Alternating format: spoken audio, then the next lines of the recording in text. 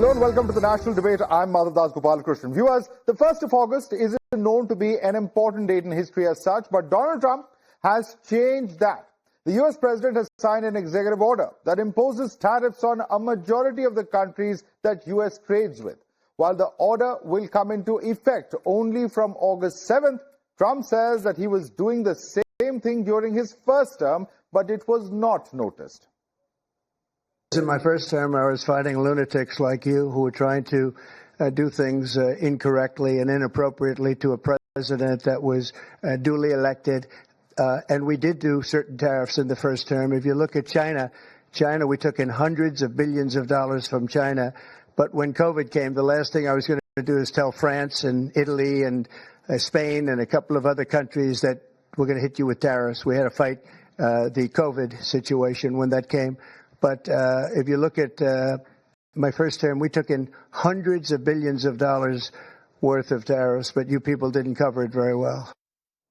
This time, however, Trump's latest antic is not being taken as seriously as his previous actions. After all, the US president had threatened to make the world pay on April 2nd itself before pausing his decision as the global stock markets, including the US's, saw a massive fall. Trump, in his desperation to conclude a trade deal on terms that favor him, is specifically targeting India and making us, of course, pay that much more. Now, let's quickly introduce our guests who are joining us for more on this. Right here in our studio, we have Ajay Dua, former Secretary of the Ministry of Commerce. Joining us with us also is Vijay Sardana, Senior Economist. We have Lieutenant General Sanjay Kulkarni, who is a defense expert, joining us. Ravinder Sachdev is a founder president of Image India Institute. Let's also introduce our guests from outside. We have Matt Link, who's a Republican strategist. We have Dan Geltrude, economist and founder and managing partner of Geltrude and Company. We have Nikita Menkovich, who's a director of the Eurasian Analytical Club. Peter Kuznick, author, is also with us. Now, why is this so significant? Let's take a quick look at what really has been proposed. This is the vicinity of the tariffs that are being imposed in India's immediate neighborhood. India is at 25%, Pakistan at 19%, Bangladesh at 20%, Sri Lanka at 20%, Afghanistan at 15%, Indonesia at 19%, and Vietnam at 20%. China talks are still going on, though there is some initial agreement. But what really is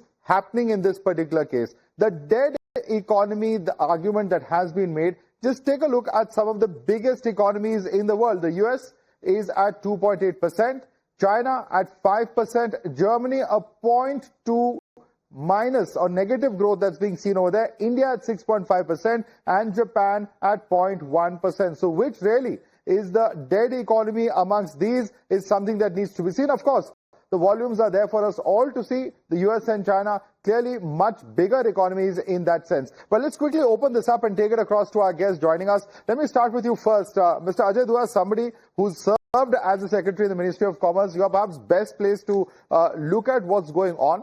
Is this nothing but saber-rattling, threatening, all of the dramatics that we see before Trump concludes any deal? Or is he serious this time around because of the kind of statements that are coming in? What do you gather? What do you reckon is happening? Now that I'm out of the government, out of the Ministry of Commerce and Industry, I can talk a little more freely and say I hope President Trump is not being serious, because I have no access to government information at this point of time, and I wouldn't like to, but I do hope that what he's proposing to a lot of countries across the globe, that these are what they call opening gambits.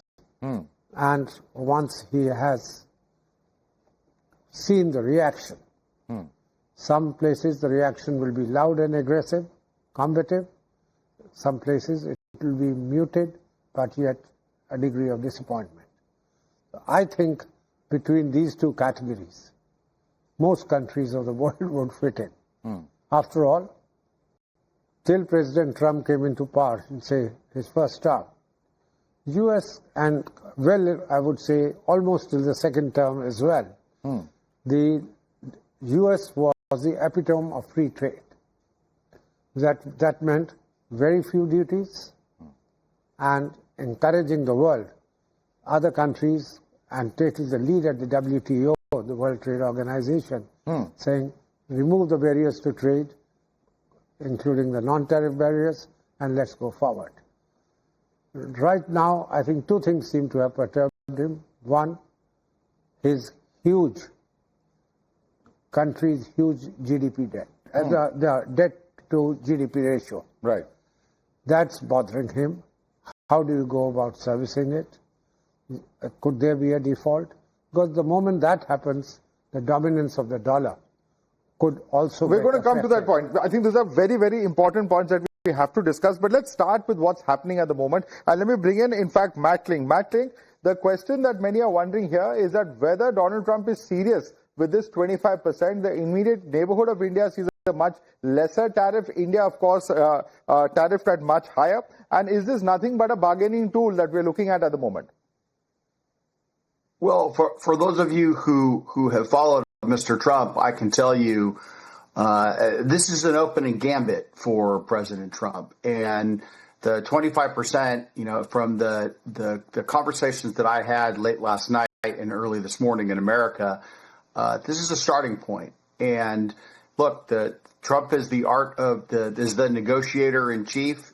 He's willing to sit down and negotiate a better deal.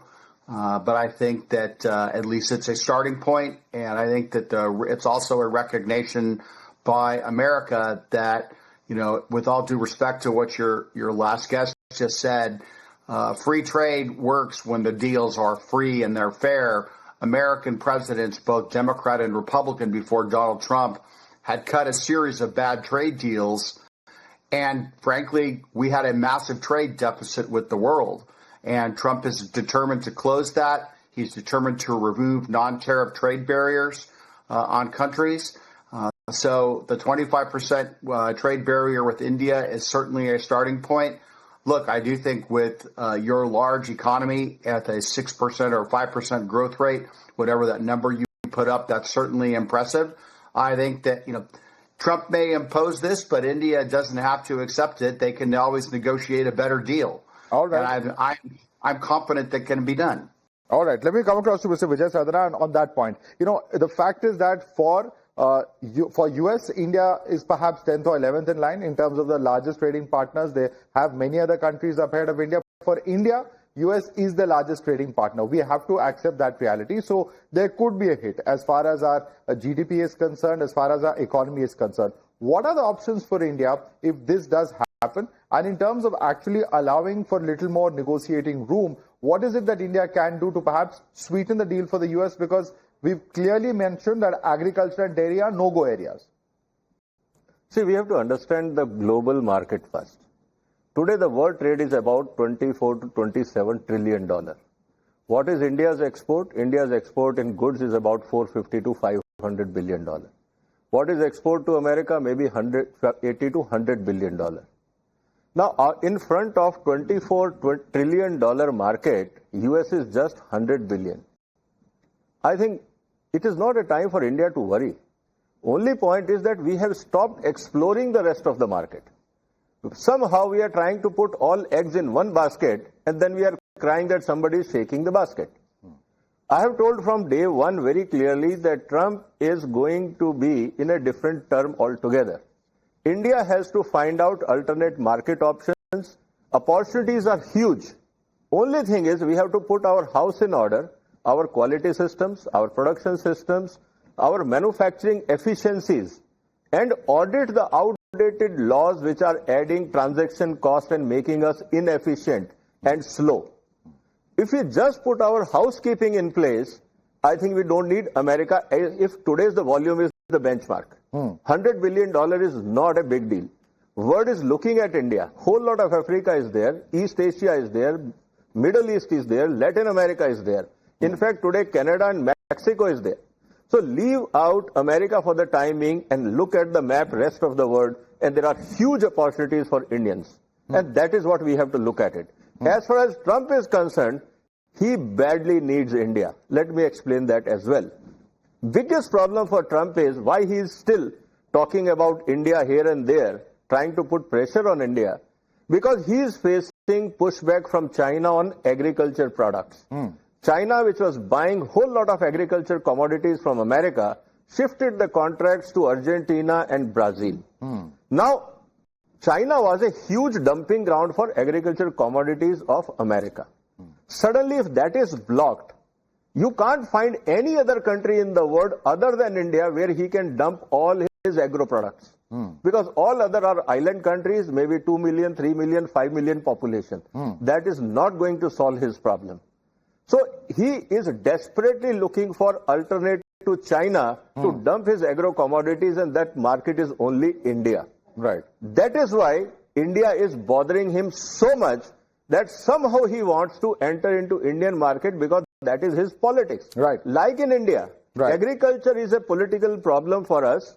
Same thing, agriculture is a political problem for him in America. Absolutely. So here, tussle is between who will blink first. Mr. Modi will compromise on agriculture, or Trump will compromise on agriculture. Let me bring in Dan Gertrude on that. Dan Gertrude, I think that's pretty well explained by Vijay, that, there are domestic compulsion when it comes to agriculture, and it's probably true for every country in the world because it is a significant chunk of the population, either which way you look at it, however industrialized the countries may be. But the point is, there are certain no-go areas here in India. When we talk about agriculture, we talk about dairy, GM foods, or even, the fact that cows are fed food items which are strictly not considered vegetarian, and there are, issues of belief over here in India. It's not going to be easy to get India to budge and allow the whole market to be opened up. There will be certain amount of accommodation, but that's something that a middle ground will have to be found out for. This kind of pushing and shoving will perhaps not be the most optimum when it comes to such issues which are so sensitive in nature. Dan? Well, here's how I see it. If you look at how President Trump negotiates, he's a pretty tough negotiator, at least when he comes out initially, and that's what we're seeing right now. What I do believe is going to happen here is ultimately Trump and Modi will get to the table and negotiate, and that is what Donald Trump's MO is. He wants to sit down and make a deal. Now, let's keep something in mind in terms of not just Donald Trump, but politicians everywhere. What are they primarily concerned about? Getting reelected. Donald Trump is not looking at that right now. He's termed out. So this is his last chance to set things straight.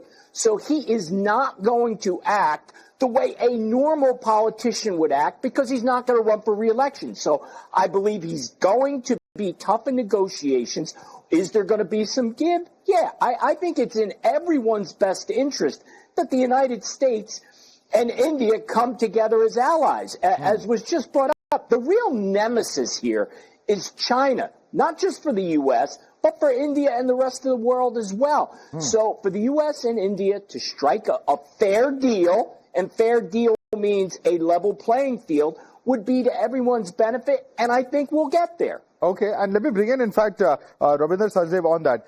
At some point of time, US will have to take a call on what its strategy for Asia is. Does it want India to be a counterbalance for China or not? Does it want India to be a market and increase trade and defense ties or not? Because this kind of positioning, this kind of public posturing, calling India a dead economy along with Russia, that's certainly not going to cut it, and that's led to a considerable amount of outrage here in India. I mean, I know Donald Trump is a plain speaker, but these kind of comments, many say, reflect very poorly on the last 30 years, which it's taken from both sides to build on a bilateral basis the relationship between the two countries.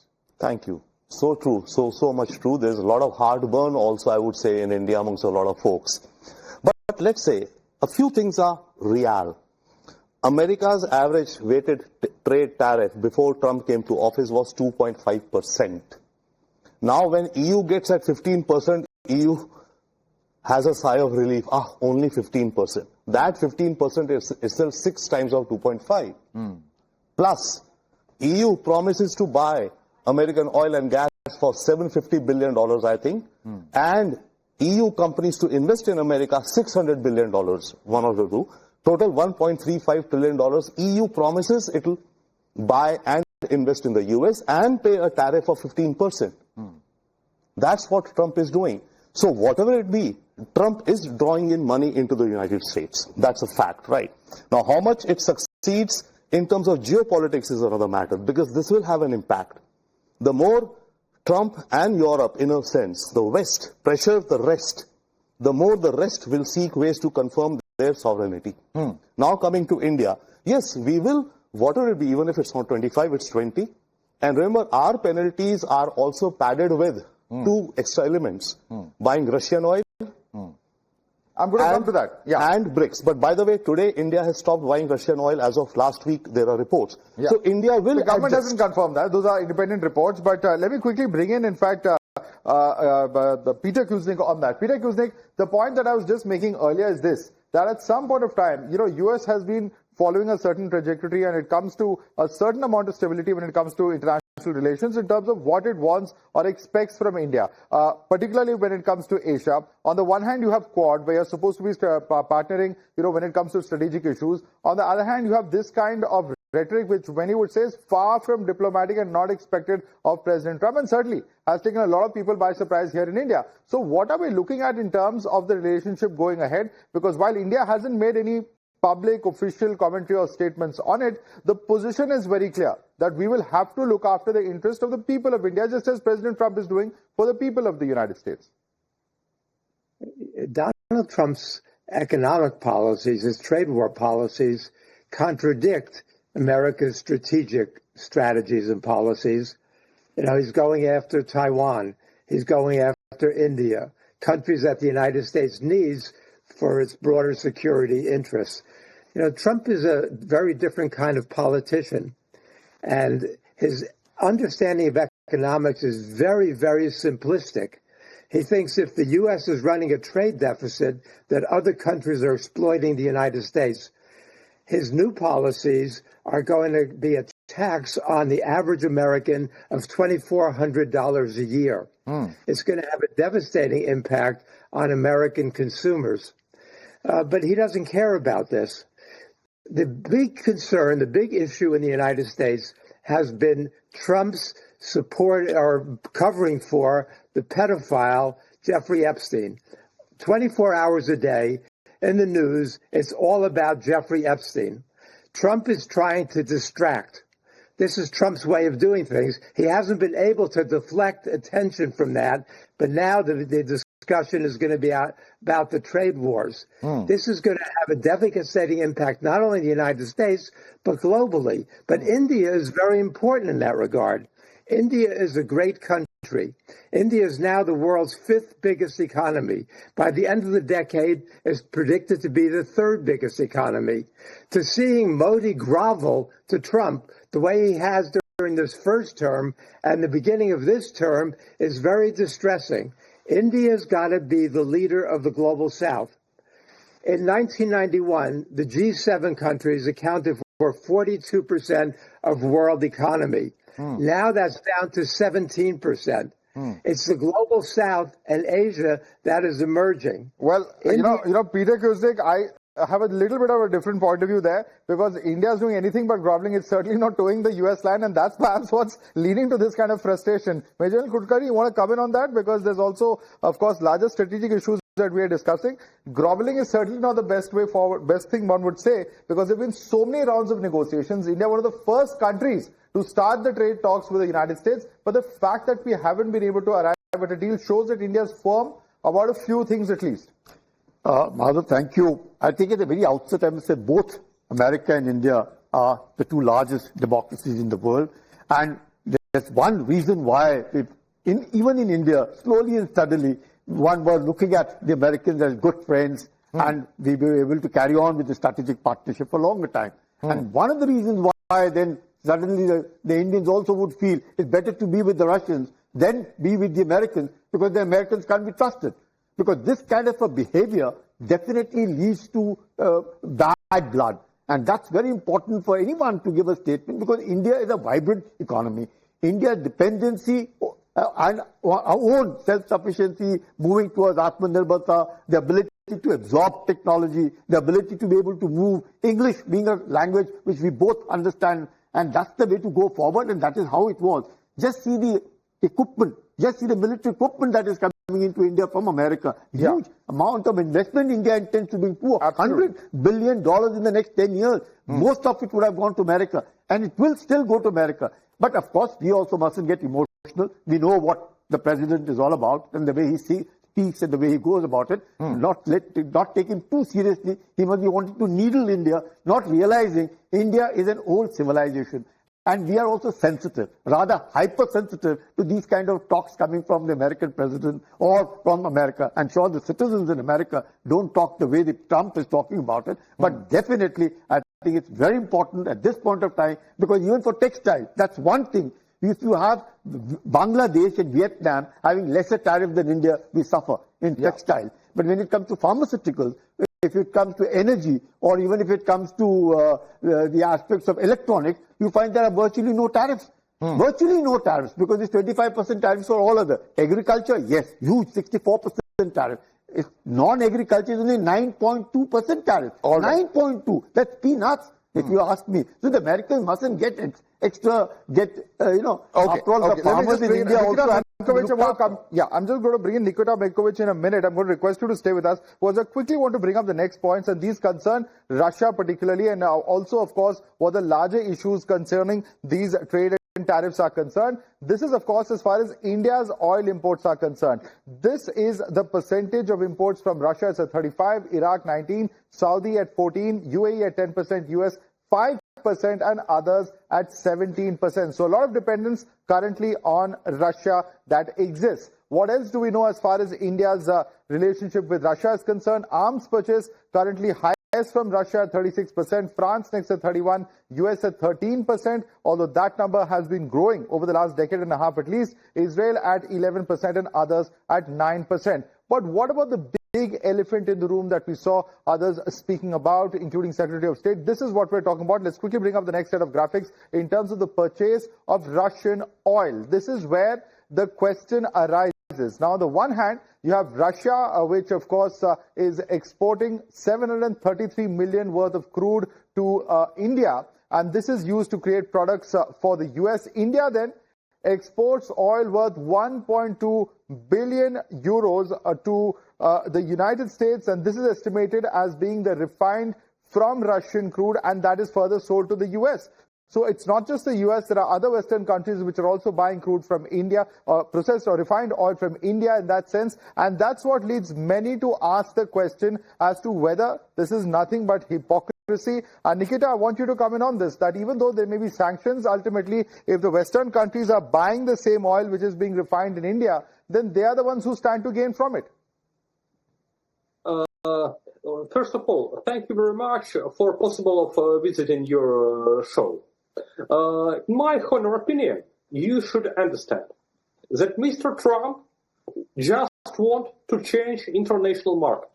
So-called global trade and global trade rules are over. Mr. Trump and United States government want to rebuild United States economy. They want industry back from the foreign countries to United States to make more working places for the American citizens.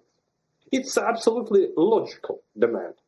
And Mr. Trump, of course, need to make tariffs higher to take the industry back. Because if they are low, it is easier for the companies to produce goods in India, in Taiwan, in other countries, and import it to United States. Right. Trump wants to change the situation.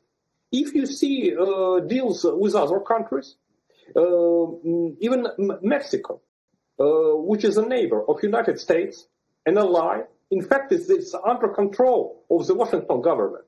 But they have 25% now. And Trump declared that he is ready to make 30% or more for this country. Okay. It means that, of course, you can run, you can dance, you can sing the song, but it will not change what Trump wants to make. Right. So I think that the Indian government should do the best to avoid any kind of United States control and threats. Okay. Let me just quickly bring in Mr. Ajay Dua on this. Mr. Ajay Dua, the point is this, that, even when the war happened, when all of this repositioning happened as far as where India purchases its oil from, the logic given was this, that if nobody purchases that Russian oil at the end of the day, then the global oil price then rises. So it is a win-win situation currently, for the Western countries, including the United States as well, is what we were told for the last 2 years. Why has that logic suddenly been turned on the head? I think the background is geopolitical in nature. President Trump had hoped to be the mediator in almost all the wars going around the world. He had, if you recall, during his election campaign, talked of stopping the Israeli invasion of Gaza and bringing the two sides together within 4 days. He talked of putting a stop to the Ukraine-Russia conflict. At neither place, in neither of the two wars, he's been able to live up to what he had hoped for, what he had envisaged, including probably a Nobel Prize for Peace. That seems to have, the disappointment which is there is reflecting large. For after all, about a month ago only, not too long ago, the gentleman from the United States, we have 3 of them here, would bear me out, that he had said, within 50 days I'll have this war end. And that's the statement made last month. Now, otherwise, he'd put in this time saying he will leverage tariffs, trade, even vis-a-vis Russia. Now he's brought it down to 12 days. And probably 3 days gone, it might be just the next week. So the fact is, he's taken on India, because he's upset with India also. I would use the word peeved rather than upset, I hope not upset, about our contradicting him, including in the Indian Parliament, about his role in mediating between the India-Pakistan's recent conflict. So having said that, he's now using, if you recall the timing, after he put out saying that 40 days or 50 days he will end the Ukraine-Russia war, he talked of a 200% duty on people buying oil from Russia. Right. And so that included India. Yeah. I'll just take a second on that. Now he's using that against leverage against India because, one, we've not given him the credit which we wanted for the stopping of the war. Second, he thinks that India takes too long to negotiate its deal. It had a leverage over others which is not exploiting. If we keep on pointing out our red lines, agriculture, dairying, GMO and others, he also doesn't need to as a politician. He may not be looking at re-election because of the constitutional reasons, but he also has to do something for the electorate. Okay, so let me bring in Matt Klink on that. Matt Klink, here's a multiple choice answer for you. What's the reason for all of this? You know, is it really the India's refusal to acknowledge Mr. Trump's role, President Trump's role in negotiating a ceasefire, and that's been denied in our parliament? Is it, for instance, as Peter Kuznick suggests, a diversionary tactic from what has happened as far as the Epstein files are concerned, which is causing a certain amount of consternation back home there in the US? Or is it other factors and inability to deliver on the promises that have been made on stopping wars globally? All of the above, one of the above, what's your answer? I'm going to take letter D, the one that you didn't suggest. Now, look, I think that there are a couple ways of looking at this. So from a domestic consumption, which is where the overwhelming majority of Americans are focused, is for all of the sky is falling chicken littlers out there who said that the tariffs were going to lead to runaway inflation, higher prices. I mean, the $2,400 per American, that's a completely fictitious number. It's made up. It's total bunk. So, but what I can tell you is that the U.S. economy is growing strong at 2.8 to 3%.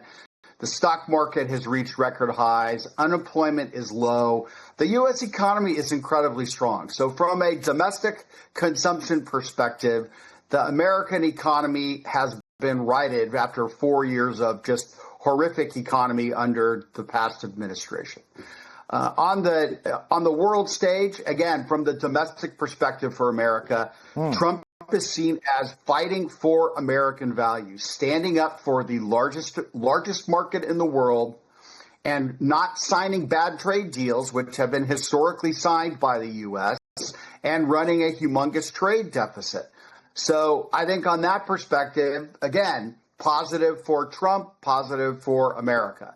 In terms of how Trump looks specifically at India, I tend to look at it as I use the meeting with Modi in the Oval Office that he had earlier. They're two valuable trade partners. They're two valuable allies that need each other. India, as the world's largest democracy, is important to America. Trump just wants to drive a harder deal. And I think that he didn't say that the 25% is chiseled in stone. He did say that this is still open for negotiation, and I think it will be. Clearly, there are some sticky issues with agriculture, with dairy, with GMOs. But look, ultimately, I think that Trump wants to negotiate a deal. So continue talking to him, and you'll get something that's better than 25%. Okay. Vijay Sadhan, I want you to come in on this. While everything might be open and it might be still on the table, there are questions that many are asking. Why does this BRICS currency, for instance, rattle the US so much? There are many observers who say that dollar is perhaps not doing so well as it has been over the last 3 to 4 decades. But is all of this also the subtext that you don't want to see other countries come together and perhaps threaten the dollar and therefore run down India and Russia's economies, say that they are dead economies? Is that part of the larger rhetoric? And that's really what it's play over here as well. It's an important point because if you see what was happening in the world economy in the last 30 years. 30 years ago, the world trade in dollar values was about 90-95%. Right now, the global trade in dollar terms, or I will say underwriting of dollar, is something about 55 to 60%. And in next 10 years, by 2035, it will be 40%. Now, what is happening, unfortunately, the bossism of America was because they were trying to use the dollar as a weapon. Weaponization of dollar was the threat to any country, whether it's Iran, Russia, India, we will put sanctions. Minute dollar is out, your whole game of sanctioning and bullying around the world is out. So you are looking around the world helpless because there's nothing you can control. You can't start throwing missiles everywhere. Easiest thing was you block the payment systems, you block the dollar, and rest of the countries have to fall on the knees. This is going out of hands of America. This is rattling the whole American administration and policymaker, including the corporate giants sitting in New York, those who want to control the global economy. Now, this is not just a political, it has a bigger deep state agenda. Now, considering this, if look at classic example is the BRICS declaration in the 31 pages. One of the classic document, you read the whole 31 pages, you will find systematically it is actually puncturing every agenda what Trump is trying to push. But they have not used the word dollar at all in 31 pages. So what is happening? We will promote trade in local currencies. We will go for bilateral enhancement. We will support each other in economic growth. Everything possible. They are technically saying we don't need US in the world economy. What is the role of US today? If you look into, the growth is in Asia. Future growth will be maybe in Africa if the natural resources are properly exploited. Critical technologies today are controlled by China, part of them Russia. India is putting efforts in R&D and innovation. So the hegemony of the West is slipping out. This is making them extremely uncomfortable. Now somehow they want to grab it back. And that is what I'm saying, that Emperor Trump is in a hurry to claim the glory of the world. He wants his face on the Mount Rushmore. Please appreciate this. And this is what is going on. That is why imagine a president himself is asking, give me Nobel Peace Prize. Have you ever seen any person demanding prize for himself? So what it shows is that this is a last term. He has nothing left in politics after 3 years.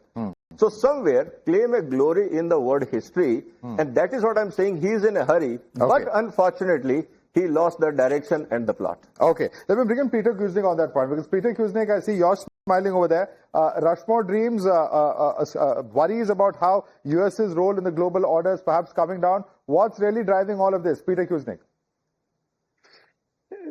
Trump is a megalomaniac with fascistic political tendencies. And so he's driving this extreme agenda that makes no sense from a global perspective, makes no sense from a U.S. perspective. These are the highest tariffs that the world has seen since the 1930s, since the Smoot-Hawley tariffs. And he's going to drive the world into, it might not end up in a global depression, but he's certainly going to be hurting people around the world.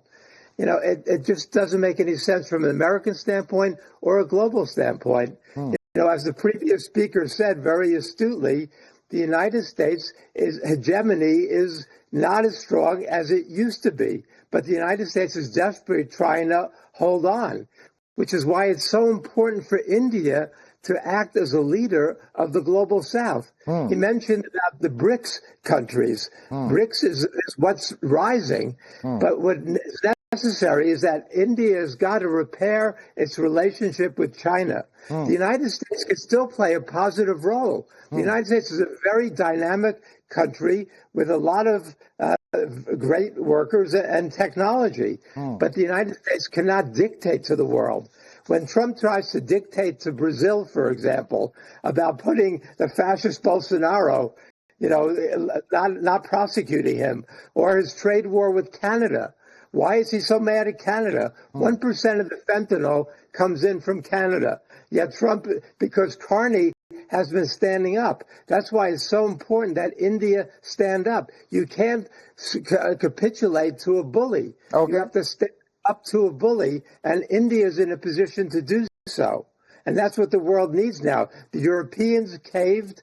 You know, we've got a lot of countries just caving into Trump, but the world has got to stand up to a bully who's trying to impose this very, very harsh, repressive, regressive regime on the world economy. Okay, Dan Gertrude, I want you to comment on this because there are two or three very important points. A, of course, respond to Peter Kuesning saying that there are countries that are standing up to a quote-unquote bully, as Peter Kuesning calls it. And B, the point is that if you end up with this kind of rhetoric and this kind of hard positioning, you could very well end up pushing India into the corner of Russia and China. And that's certainly not something that the US would want on a long-term perspective after having invested so much in the India-US relationship.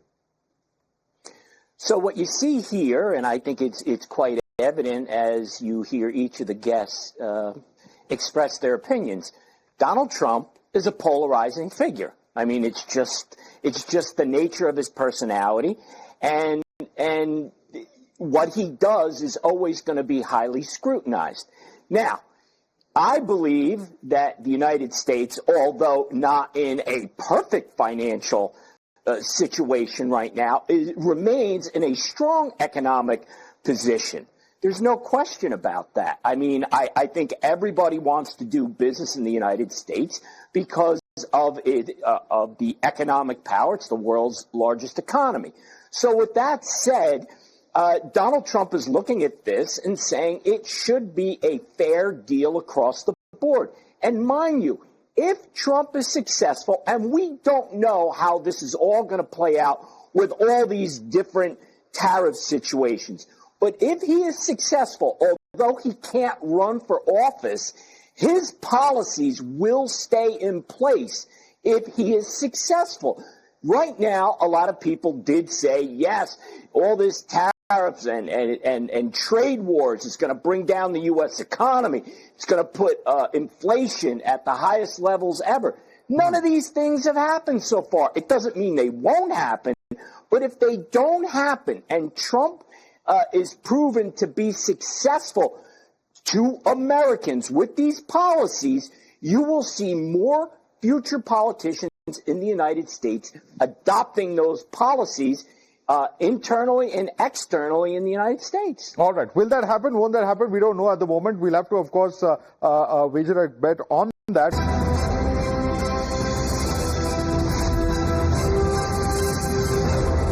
She asks tough questions like no other journalist. The Dreamliners are suddenly the bad boys in the fleet. At any stage, have your people 50% of the population, and that's why we are looking at how US imports could drive local prices down, and that's not something that's very good. We've already seen that the sector out of trade which deals with other nations, and clearly dairy is another very important part. It contributes 5% to India's GDP, and at the same time it's a livelihood for about 80 million in rural households. So a significant chunk there. India adamant on certification of U.S. products. They're also saying a complete no to products from cows that are fed meat. And that's certainly a very, very sensitive issue here in India. Let's take a look at what really we're looking at the Trump tariff tirade, whether it's really going to backfire. This is the impact that we are seeing in terms of the United States. The impact on the dollar, it's down 10.8% since the start of 2025. Inflation, 2.7% in June, May, 2.4%. Vehicle prices, 0.9% rise. It's the highest since February 2024. This is the kind of impact that we're seeing as far as the U.S. economy is concerned. And let me take this back to Mackling. Mackling, you were the one saying that the U.S. economy is doing very well. These facts which I've just highlighted are speaking quite to the contrary. And the impact that these tariffs could have on the U.S., it could perhaps boomerang on the common man in the United States. At the end of the day, the common household in the United States is what some estimates say.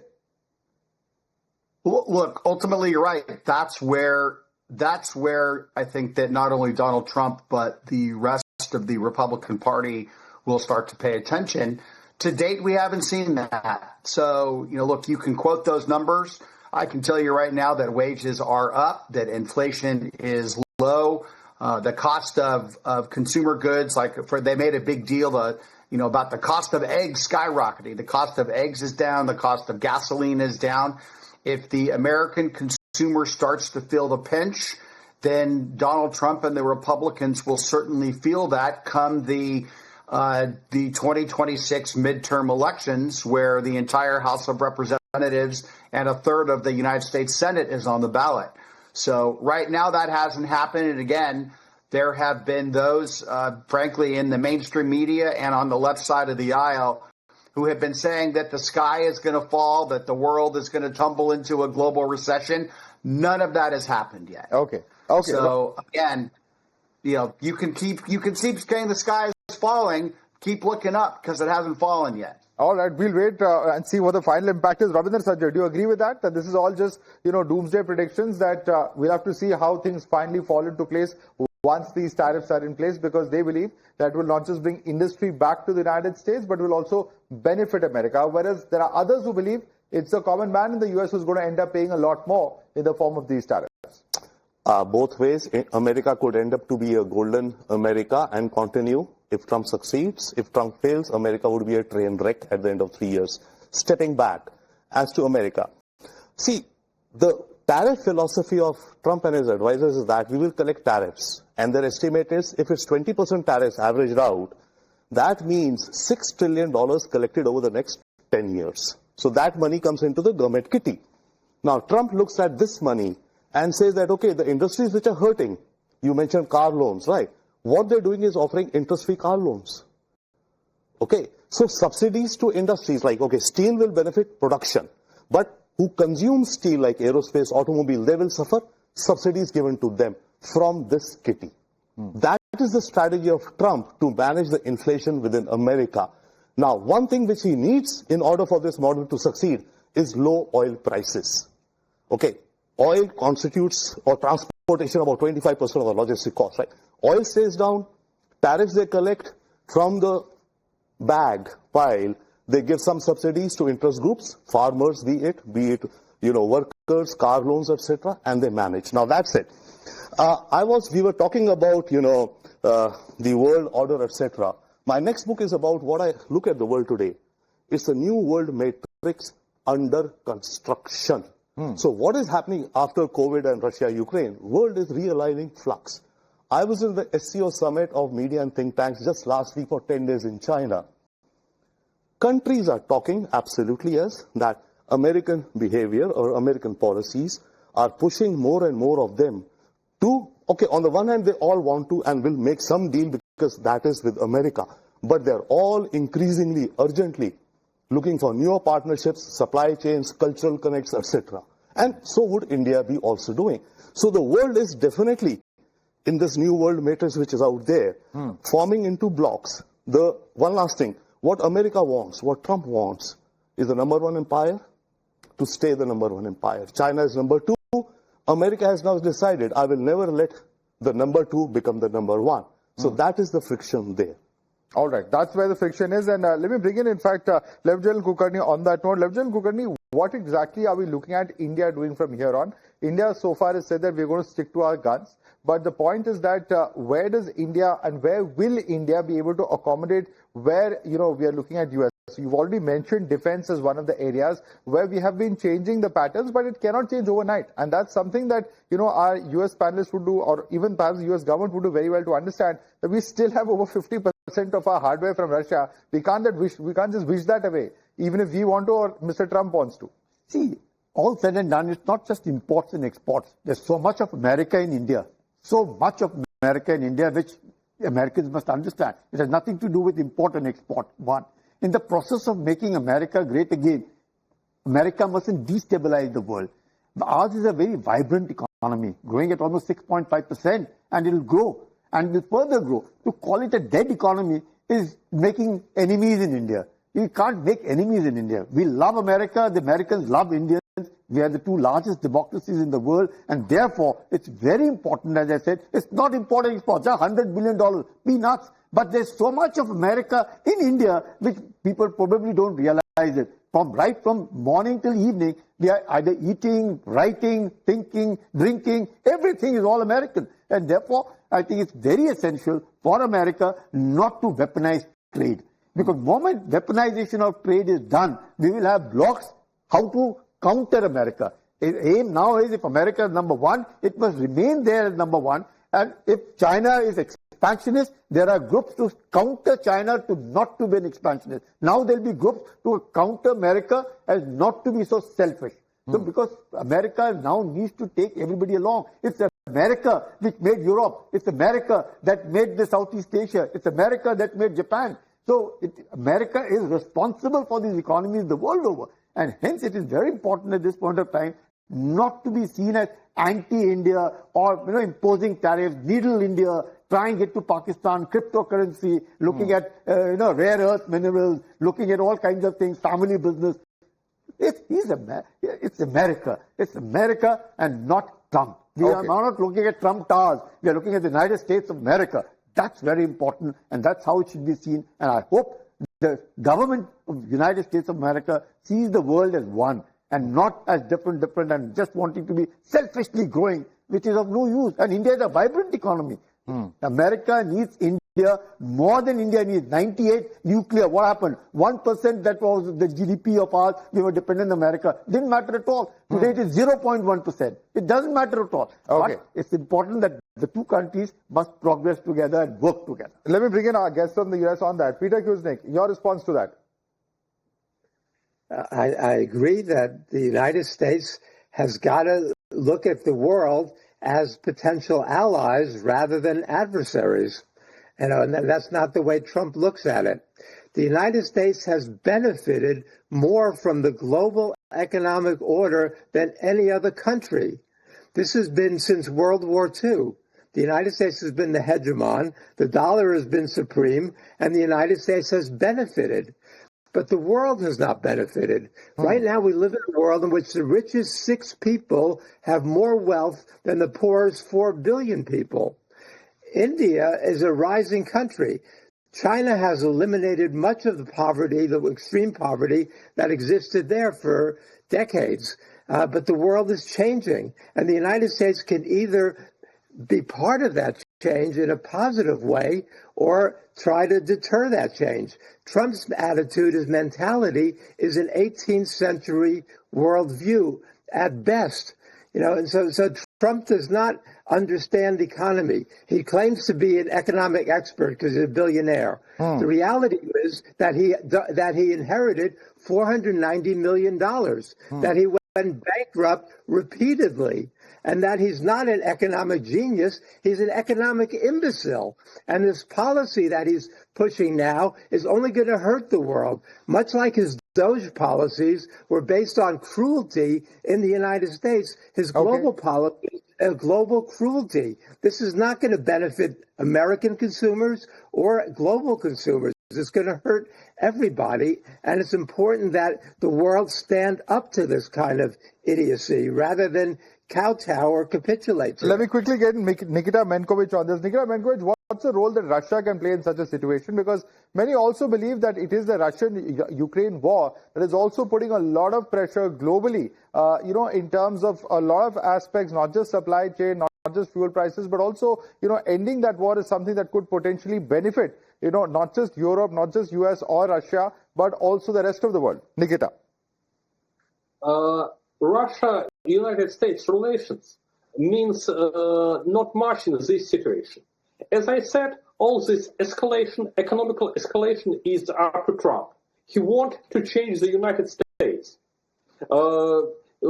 First attempt was by Mr. Biden. He tried to solve United States problem by attacking Russia and Ukraine, to make Russia and Ukraine American colonies. It didn't work.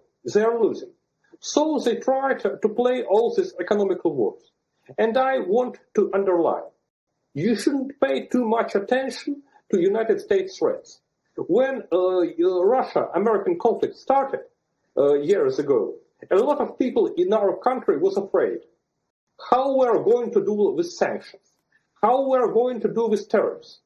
But now, in 2025, I can tell you, it was easy. Nothing really have changed in our life. It means that our government, our business, as the India business also do, can change the model of economy. Right. It can change partners and find new markets. It can solve the problems without United States. If United States, Washington, Trump want to be aggressive, all right, you have no choice but to choose another adequate. All right. Many questions there. In fact, a lot of answers that are still awaited. But let me thank all our panelists for joining us. Ajay Dua, Vijay Sardana, Lieutenant General Kulkarni, Ravinder Sajdev, Matt Link, Dan Gertrude, Nikita Menkovich, and Peter Kuznick. Thanks so much for joining us on this edition of the National Debate.